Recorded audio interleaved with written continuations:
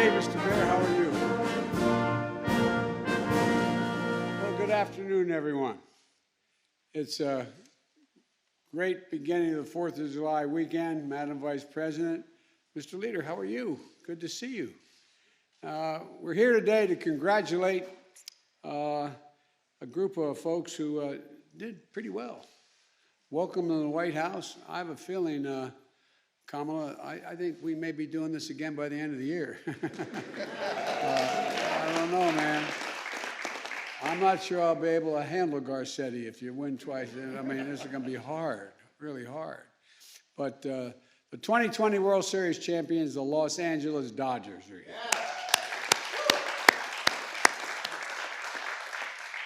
We're honored and thrilled they're here, and that goes for the Vice President, too. She's from California, you probably heard. I'm not going to mention which end of the state she's from right now and who she roots for, but is Doug here? I know he was. I thought he may. I tell you what, well, you know, we have, you know, when you talk about mixed families, I got a mixed family and she's got a mixed family based on baseball and sports. I'm not going to mention that team in Northern California, in the San Francisco area. And I'm not going to mention that team in Philadelphia. My wife is a Philly girl from her belt buckle to her shoe soles. And if I root for anybody but the Phillies, I'll be sleeping in the Lincoln bedroom alone. But it's, you know, sometimes, well, no, never. Anyway, but the Dodgers are a lot more than a baseball club. They really are. They're a pillar of American culture and American progress, and that's for real. The team that brought us the voice of Vin Scully and Sandy Koufax and Fernando Valenzuela, and I was talking with staff, and they said, I want to teach you how to pronounce that name. I said, I watched them pitch. But I'm only 37. But I wish, anyway, above all else, the heart of Jackie Robinson. Now you're building a new dynasty for a new generation. And I've often said that it's never a good idea to bet against the American people. I tell that to every world leader I encounter. Well, now we know it's never a good idea to bet against Mookie. And Mookie was a hell of a ball player, but and the guy who used to love Mookie is my chief strategist, Mike Donlin. But he didn't want to talk to Mookie anymore. Mookie left Boston. And this is a Boston fan. So, I mean, you know, there's nothing like dividing staffs based on baseball. But, folks, it's not a good idea to bet against Clayton either, you know, or Cody. You know, this is a world championship organization because they've got a team full of guys who stepped up when they are called upon, just stepped up. And it takes a team to finish with the best record in baseball to knock out the Brewers, the Padres, the Braves, the Rays, and win it all. And the Dodgers just didn't win. You finished with the highest winning percentage of any team since 1954. Think about that, the winningest ball club since 1954. You know, it takes a team to persevere through one of the most challenging seasons, one of the most challenging years in our nation's history. In the pandemic, when it struck, it upended just about everything, every part of American life. Families were grieving for loved ones lost, the economy collapsed, and the pain and fear in the nation were immeasurable. And when the season began, it was easy to feel like they had bigger things to worry about than just sports. And of course we did, and we still do, but I think what we discovered is that we need sports more than we ever realized. We see it now as fans return to ballparks and arenas all across the country, cheering on their favorite players and teams, sharing that sense of community and pride. It's a uniting feature, as I said to you guys in the other room. And when we go through a crisis, very often, sports brings us together to heal, to help us feel like things are going to be okay. They're going to get better. For a few hours each day, feeling and sensing and experiencing something familiar, something normal, something that's fun in the middle of the chaos, and believing that we're going to get back to all that we're missing, and we're going to get back to it someday soon. So today, we celebrate your incredible achievement. We celebrate the great work you do on and off the field, in the community, and on childhood literacy, preventing bullying, and so much more. For the way this team is built, and from the way it's built, I suspect we have many of you, as I said, maybe back visiting soon. Above all, as we beat this pandemic and celebrate fans coming back to stadiums, we celebrate something else, a national achievement. We came together as fellow Americans, frontline workers, friends, families, neighbors, looking out for one another. And Dodger Stadium was the heart of that effort. I want to thank the ownership for that. The heart of the effort. Administering more than 1 million COVID tests at the stadium and getting nearly 500,000 vaccine doses in people's arms. Dodgers also helped us come together by being the first team in baseball to make their stadium available to voting as distance outdoor vote centers during the last election. So not only does Dodger Stadium host world champions, it helps save lives and strengthen our democracy as well. Together as a nation, we've proved that it truly is never a good bet to bet against America. America's back, and the Dodgers are back. So congratulations to all of you, and the best of luck the rest of the season. May God bless you all, and may God protect our troops. Thank you.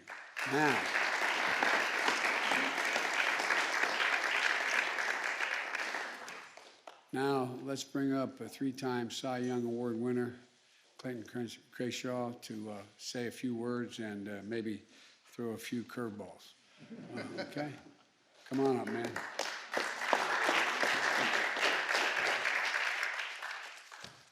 Hi, everybody. First time to speak at the White House, so sorry if I'm a little nervous. But Mr. President, thank you for having us. It's an honor to be here and get to celebrate our World Series victory here at the White House. Last season was a special one for us, but it was also a challenging one for our country, and our hope was that we were able to provide just a little bit of joy and comfort and relief to our fans that were going through some tough times. This season, it's been incredible to have fans back in the ballpark. We miss their energy and their passion for the game, and it means so much to us that people are coming back to the ballpark and things around the country are going back to normal. Hopefully, like you said, we can come visit again next year. So with that, we brought something for you and the Vice President, and now our team owner, Mark Walter, is going to bring that down for you.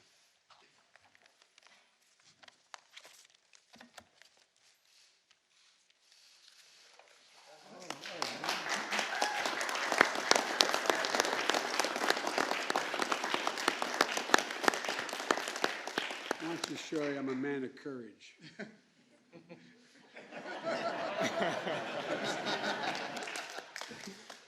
Well, thank you very much. What a great honor. Thank you.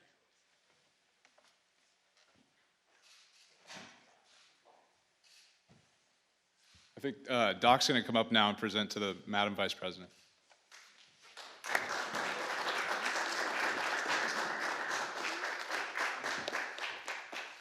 Madam Vice President, this is your jersey.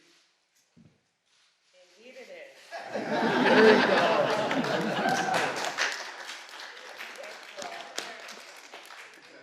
Thanks, Dad. That blue looks very good on you. There we go. All right. Okay. Thank you. Thank you.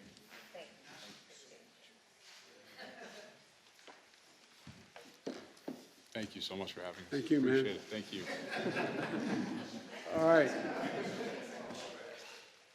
You're going to take this down, I know, in a minute, but hang on a second. Folks, I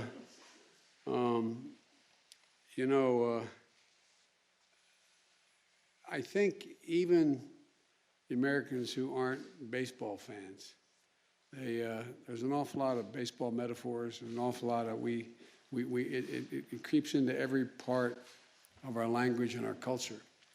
And it has been one of the great equalizers. Come on up here, Madam Vice President. What the Vice President and I spent a lot of time working on making sure we do is deal with the equity in the United States. Making sure that we change the dynamic in a fundamental way, that, you know, we are the only nation in the world organized based on an idea. Every other nation is based on a notion of culture or geography or religion. We're the only one based on an idea, not a joke. And the idea is we hold these truths to be self-evident, that all men and women are created equal, endowed by their Creator. That's who we are. And we decided this is a time to push that forward. Look what baseball has done. Look what baseball has done. Look at the makeup of this ball club. The makeup of the ball clubs all across the league. I really mean it. It's gigantic. Look at who's managing this club. You know, I mean, it matters. And you send a message that is profound. Now, I'm going to mention one ball player that the Vice President heard me mention before, that I'm not old enough to have watched him play, but Satchel Paige. And Satchel Paige, as any pitcher out here can tell you, the older you get, the harder to keep that arm going, right? Well, he didn't get to the majors until he was 45 years old. On his 47th birthday, I know you all know this, he pitched a win against Chicago. And all the press went into his room and in the locker room and said, Satch, it's amazing. 47 years old, and you pitched a win. How do you feel about being 47, Satch? He said, boys, that's not how I look at age. I had the staff look this up. This is what he did say. It's not how I look at age. It's how do you look at it, Satch? I look at it this way. He said, how old would you be if you didn't know how old you were? I am 51 years old. You guys are 19.